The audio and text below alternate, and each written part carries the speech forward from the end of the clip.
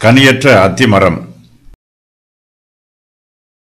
அப்பொழுது வழியருகே ஒரு அத்திமரத்தை கண்டு அதனிடத்திற்கு போய் அதிலே இலைகளை அன்றி வேறொன்றையும் காணாமல், இனி ஒரு காலம் உன்னிடத்தில் கனி உண்டாகாதிருக்க கடவது என்றார். உடனே அத்திமரம் பட்டு போயிற்று. இயேசு கிறிஸ்து எருசலேமுக்கு திரும்பி வருகையில் வழியருகே ஒரு அத்திமரத்தை காண்கிறார். அவர் அதற்கு அருகாமையில் போகிறார். ஏதாவது கனி இருக்கும் என்று எதிர்பார்த்து அதன் அருகில் போகிறார். அதில் இலைகள் மாத்திரம் இருக்கிறது. ஆனால் ஒரு அத்திப்பழமும் அந்த மரத்தில் இல்லை. இனி ஒரு காலம் அந்த மரத்தில் கனி உண்டாகாதிருக்க கடவது என்று சபிக்கிறார். உடனே அந்த அத்திமரம் பட்டு போயிற்று. இயேசு கிறிஸ்து இங்கு ஒரு புதுமையான அற்புதத்தை செய்கிறார். இதுவரையிலும் அவர் மனுஷருக்கு நன்மையை மாத்திரம் செய்திருக்கிறார். தமது அற்புதத்தின் மூலமாக தம்முடைய கிருபையையும் ஆசீர்வாதத்தையும் மாத்திரம் வெளிப்படுத்தி இருக்கிறார். ஆனால் இங்கோ தம்முடைய கோபத்துக்கும் சாபத்துக்கும் அடையாளமாக இந்த மரத்தை சபிக்கிறார். இயேசு கிறிஸ்து எந்த மனுஷரையும் சபிக்கவில்லை, இந்த மரத்தைத்தான் சபிக்கிறார். இந்த சாபம் நமக்கு ஒரு அடையாளமாகவும் எச்சரிப்பாகவும் இருக்கிறது. அத்திமரம் மாய்மாலத்திற்கு அடையாளமாக இருக்கிறது. அத்திமரத்தில் இலை இருக்கும்போது பொதுவாக அதில் அத்திப்பழங்களும் இருக்கும். ஆனால் இந்த அத்திமரமோ மாய்மாலமாக இருக்கிறது. இதில் இலை மாத்திரம் இருக்கிறது. இலையோடு சேர்ந்து இருக்க வேண்டிய அத்திப்பழம் இதில் ஒன்று கூட இல்லை.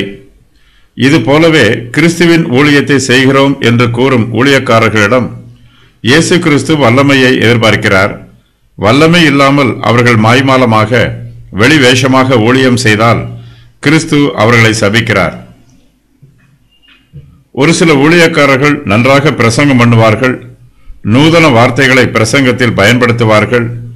இவர்களிடத்தில் ஆவியின் கனி இருக்கிறதா என்று இயேசு கிறிஸ்து தேடி பார்க்கிறார்.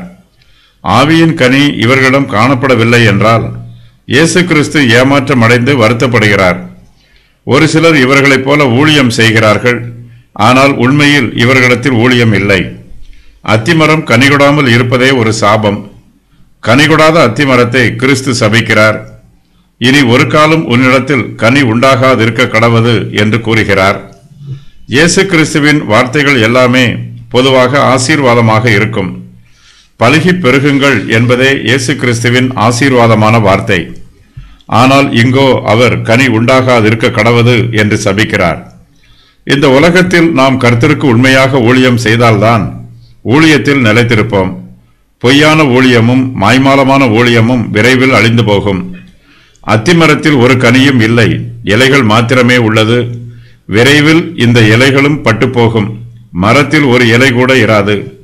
மாய்மாலக்காரர்கள் சிறிது காலத்திற்கு பகட்டாக இருப்பார்கள். அவர்களினால் ஒரு பிரயோஜனமும் இல்லை என்பது தெரிய வரும். அப்போது அவர்களிடம் உள்ள வரங்கள் ஒளிந்து போகும். தேவ கிருபை அகன்று போகும். பாசாங்கு செய்கிறவன் வாழ்வடைய மாட்டான். அத்திமரத்தை பற்றிய காரியம் யூத ஜனங்களுக்கும் இஸ்ரவேல் தேசத்திற்கும் ஒரு எடுத்துக்காட்டாக இருக்கிறது. இவர்கள் கிறிஸ்துவின் வழியில் நாட்டப்பட்ட அத்திமரத்தை போன்றவர்கள். கிறிஸ்துவுக்காக கனி தர வேண்டியவர்கள். ஆனால் இவர்களோ எந்த கனியையும் தராமல் கிறிஸ்துவை ஏமாற்றி விடுகிறார்கள். இயேசு கிறிஸ்து இஸ்ரவேல் புத்திரர் நடுவில் வந்திருக்கிறார். அவர்களிடத்தில் ஆவிக்குரிய கனிகள் எதுவும் கிடைக்குமா என்று தேடி பார்க்கிறார். கனியை கண்டால் கிறிஸ்து சந்தோஷப்படுவார். ஆனால் இயேசு கிறிஸ்துவின் எதிர்பார்ப்பு வீணாயிற்று. இஸ்ரவேல் ஜனங்கள் மத்தியில் கிறிஸ்து எந்த கனியையும் காணவில்லை. கனியில்லாத அத்திமரத்தை போல இருக்கிறார்கள். அத்திமரத்தில் இலைகள் மாத்திரம் உள்ளது. இதை போலவே இஸ்ரவேல் புத்திரரும் வெளித்தோற்றத்திற்கு பக்தியுள்ள ஜனங்களைப் போல வேஷம் போடுகிறார்கள். ஆனால் அவர்களுடைய உள்ளத்திலோ மெய்யான தேவ பக்தி இல்லை. இஸ்ரவேல் ஜனங்கள் வாக்குத்தத்தம் பண்ணப்பட்ட மேசியாவை எதிர்பார்ப்பதாக கூறுகிறார்கள். மேசியாவாகிய இயேசு கிறிஸ்துவோ இப்போது அவர்கள் மத்தியிலே வந்திருக்கிறார். ஆனால் அவர்களோ இயேசு கிறிஸ்துவை மேசியாவாக அங்கீகரிக்கவில்லை. அவரை தேவகுமாரனாக கனப்படுத்தவில்லை. இதனால் அவர்களுக்கு அழிவு உண்டாயிற்று. இனி ஒரு காலம் உன்னிடத்தில் கனி உண்டாகாதிருக்க கடவது என்னும் சாபம் அவர்கள் மீது வந்தது. இஸ்ரவேல் ஜனங்கள் இயேசு கிறிஸ்துவை மறுதலித்த பின்பு அவர்களிடத்தில் இருந்து எந்த நன்மையும் உண்டாகவில்லை. அவர்கள் தொடர்ந்து மோசமான நிலைமைக்கு போய்கொண்டிருக்கிறார்கள். அவர்களுடைய இருதயம் கடினமாயிற்று. ஆவிக்குரிய பார்வை குறைந்து போயிற்று. குருட்டாட்டத்திலும் வெறி ஆட்டத்திலும் மூழ்கி இருக்கிறார்கள். அத்திமரம் விரைவில் பட்டுப்போனது போல இஸ்ரவேல் ஜனங்களும் பட்டுப்போனார்கள்.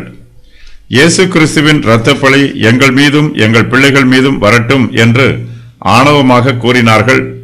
அந்த பழி அவர்கள் மீது வந்துவிட்டது.